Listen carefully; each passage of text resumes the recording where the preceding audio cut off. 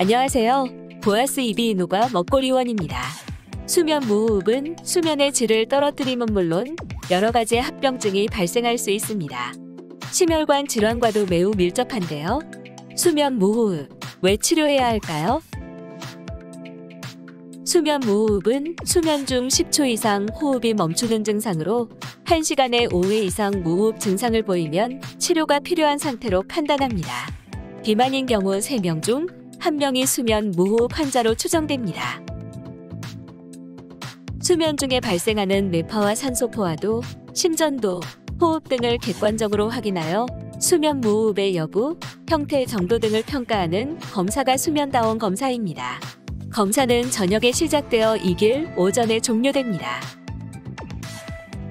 밤중에 수면, 무호흡이 지속되면 낮에도 피곤하고 졸린 상태가 지속되는 증상을 보이는 주간 졸림증뿐만 아니라 당뇨, 고지혈증, 지방성 간염, 고혈압이나 심장 질환과도 연관이 있습니다. 특히 심장 질환자가 수면, 무호흡을 동시에 가지고 있는 경우 기존 질환 자체를 악화시킬 수 있습니다.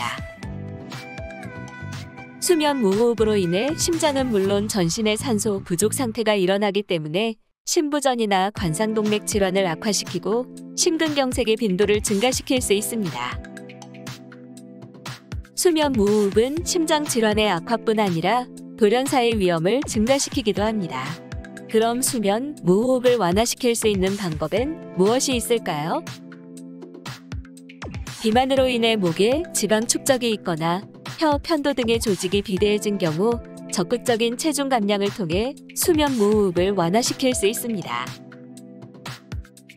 옆으로 누워서 자게 되면 혀가 뒤로 덜 처지게 되어 포구리와 폐쇄성 수면 무호흡을 줄일 수도 있습니다. 구강 내 장치는 턱을 앞쪽으로 나오게 하여 혀가 뒤로 가지 않게 하는 역할을 합니다. 개인별 맞춤형으로 가격이 높은 편입니다.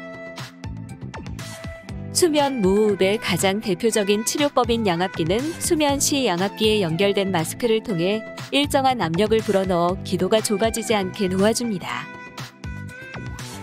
비수술적 치료로 효과를 보지 못했거나 장치를 사용하는 데 불편함을 느낄 경우 수술을 고려해 보실 수 있습니다.